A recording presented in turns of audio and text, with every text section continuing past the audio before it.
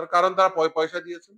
খুব পরিষ্কার কথা, এই দাগিরা অর্থের বিনিময়ে চাকরি পেয়েছেন, তাই স্টেট এবং এসএসসি উভয়ের এটা দায় হয়ে গেছে। এটা দুর্ভাগ্য, অত্যন্ত দুর্ভাগ্যজনক পরিস্থিতি তৈরি হয়েছে গোটা রাজ্যে।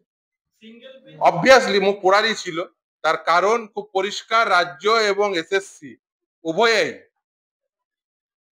ছিল দাগিদের সঙ্গে এবং তারা ওই দাগিদেরকেই বার্তা দিতে চাইছিলেন সাদা খাতার মাস্টারদের, যে দেখো আমরা তোমাদের সঙ্গে আছি। যে পরিষ্কার হয়ে গেছে যে এইভাবে রাজ্য এবং এসএসসি তারা দাগিদের পক্ষে থাকতে পারেন না। সুপ্রিম কোর্টের নির্দেশে খুব পরিষ্কার ভাবে বলা আছে যে তারা পরীক্ষায় পার্টিসিপেট করবে। তারা সেই সুপ্রিম কোর্টের নির্দেশকে অমান্য করে একটা নোটিফিকেশন দিলেন, দিয়ে ওই টেন্টেডদের সুযোগ তৈরি করে দিচ্ছিলেন।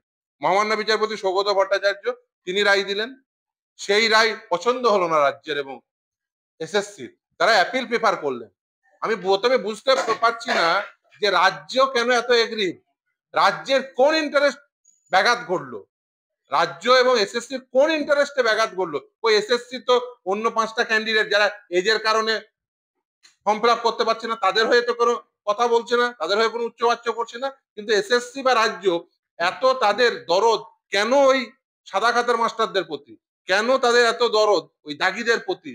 এই প্রশ্ন আমরা বারবার করছি এবং এর প্রশ্নের প্রত্যুত্তরে রাজ্য যেটা জানাচ্ছে যে বারবার যে তারা এসএসসির পক্ষে, তারা এই দাগিদের পক্ষে রয়েছে। সেই জন্য দেখছেন না রাজ্য অ্যাপিল প্রেফার করছে।